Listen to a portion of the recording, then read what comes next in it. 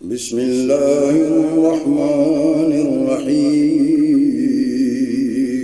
شروع اللہ کے نام سے جو بڑا مہربان نہایت رحم والا ہے۔ السلام علیکم دوستو، آج بروز ہفتہ 13 جون 2020 ہے۔ سعودی عرب کی تازہ ترین خبروں کے ساتھ ہم آپ کی خدمت میں حاضر ہیں۔ کورونا کے بڑھتے ہوئے کیسز ریاض کو ریڈ زون میں داخل کر سکتے ہیں۔ سعودی عرب میں معاون خصوصی سیکرٹری صحت ڈاکٹر عبداللہ العسیری نے کہا کہ آئندہ ہفتوں میں کورونا وائرس کا پھیلاؤ روکا جا سکتا ہے۔ اس کے لیے شرط یہ ہے کہ حفاظتی اور احتیاطی تدابیر کی پابندی سب لوگ مل کر اور جم کر کریں۔ سیکرٹری صحت ڈاکٹر عبداللہ العسیری نے کہا کہ ریاض سمیت مملکت کے مختلف علاقوں میں کورونا وائرس کے پھیلاؤ میں کمی کے تازہ ترین واقعات اس کا سب سے بڑا ثبوت ہیں۔ سعودی نیوز چینل الاخباریہ سے گفتگو کرتے ہوئے ڈاکٹر العسیری نے کہا کہ اگر آئندہ چند ہفتوں میں حفاظتی تدابیر کی پابندی سختی سے کر لی گئی تو کورونا وبا پر قابو پا لیا جائے گا اور اس کا پھیلاؤ رک جائے گا، جبکہ لاپرواہی برتنے سے کورونا کی وبا کا سلسلہ چلتا رہے گا۔ انہوں نے مزید کہا کہ بیشتر لوگ کورونا وائرس سے متاثرین کی مجموعی تعداد کو زیادہ اہمیت دے رہے ہیں، حالانکہ اہمیت نازک کیسز کی تعداد کو دینی چاہیے۔ اسیری کا یہ بھی کہنا تھا کہ اگر کورونا وائرس سے متاثرین کی تعداد یوں ہی بڑھتی رہی تو ریاض کا علاقہ ریڈ زون میں بھی داخل ہو سکتا ہے۔ اسیری نے یہ بھی بتایا کہ جوں وقت آگے بڑھے گا ویسے ویسے صحت اداروں پر دباؤ بڑھتا چلا جائے گا۔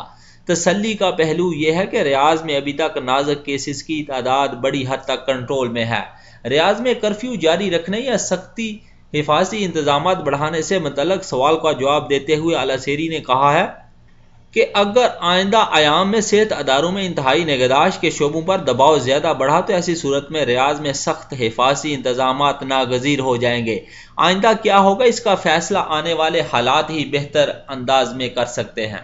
سعودی مانیٹری اتھارٹی نے کورونا وائرس سے بچاؤ کے لیے مقررہ ضوابط پر عمل کرنے کی شرط پر مملکت میں قائم منی ٹرانسفر بینکوں کو ہفتے کے 7 دن کام کرنے کی اجازت دے دی ہے۔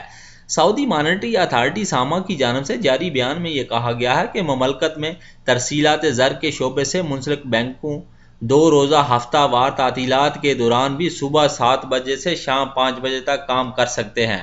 مقامی ویب نیوز اخبار 24 نے ساما کے حوالے سے کہا کہ ترسیلات زر کے شعبے سے منسلک بینکوں میں کورونا وائرس سے بچاؤ کے لیے تمام تر احتیاطی تدابیر پر عمل کو یقینی بناتے ہوئے کام کیا جائے گا۔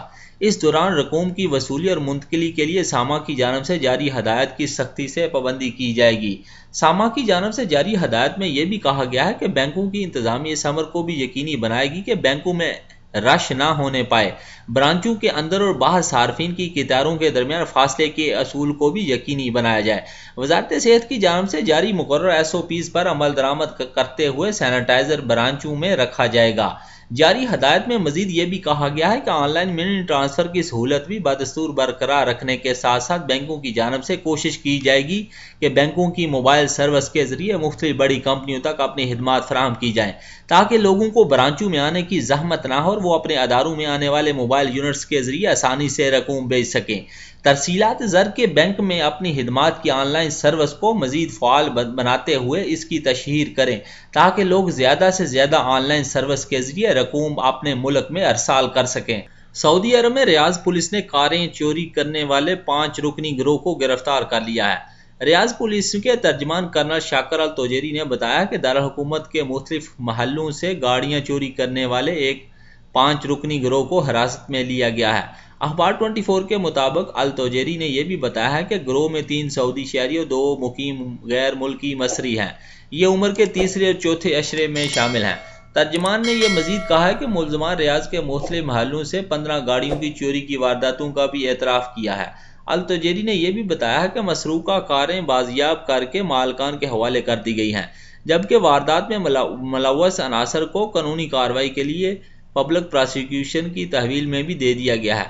واضح رہے کہ ان دنوں دیگر ایام کے مقابلے میں سعودی پولیس ملک کے ہر صوبے، ہر شہر اور قصبے میں انتہائی چوکس ہے، غیر قانونی سرگرمیوں میں سخت نظر رکھے ہوئے ہیں۔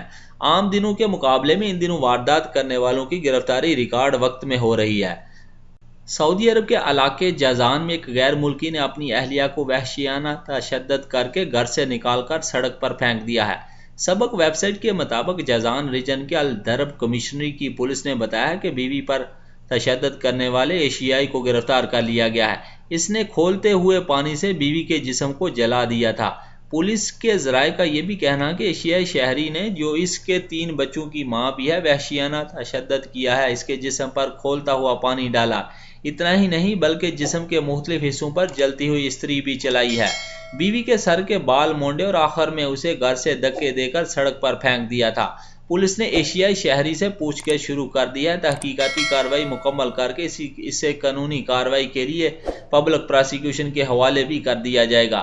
سوشل میڈیا پر خبر وائرل ہونے پر ایشیائی تارکین وطن اور سعودی شہریوں میں بھی غم و غصے کی لہر دوڑ گئی تھی۔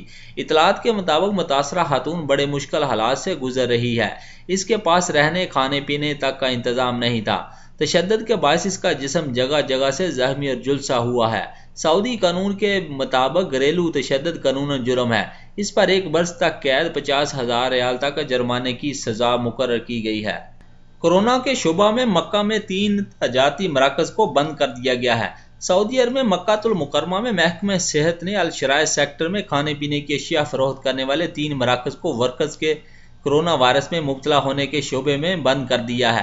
سبق ویب سائٹ کے مطابق الشرائع کی بلدیاتی کونسل کی تفتیشی ٹیمیں رپورٹ ملنے پر تجارتی مراکز پہنچی۔ پوچھ گچھ سے پتہ چلا کہ میوہ جات، مٹھائیاں، عوامی طرز کے کھانے اور کھانے پینے کی دیگر اشیاء فروخت کرنے والے 3 تجارتی مراکز میں موجود ورکرز میں کرونا وائرس کی علامتیں نظر آ رہی تھی۔ ابتدائی معائنے کے فوراً بعد تینوں تجارتی مراکز بند کر دیے گئے ہیں اور یہ ہدایت کر دی گئی ہے کہ جب تک تحریری اجازت نامہ نہ ملے اس وقت تک تینوں تجارتی مراکز بند رکھے جائیں گے۔ محکمہ صحت کی ٹیموں نے تینوں تجارتی مراکز کے تمام ورکرز کا بھی کرونا ٹیسٹ لیا ہے جو متاثرین سے رابطے میں تھے۔ دوستو، میری ویڈیو اگر اچھی لگے تو اپنی رائے کا ضرور اظہار کیجیے گا اور میرا چینل گلف اردو نیوز ضرور سبسکرائب کیجیے گا اور بیل کا بٹن ضرور دبائیے گا۔ شکریہ۔ السلام علیکم ورحمۃ اللہ وبرکاتہ۔ فی امان اللہ۔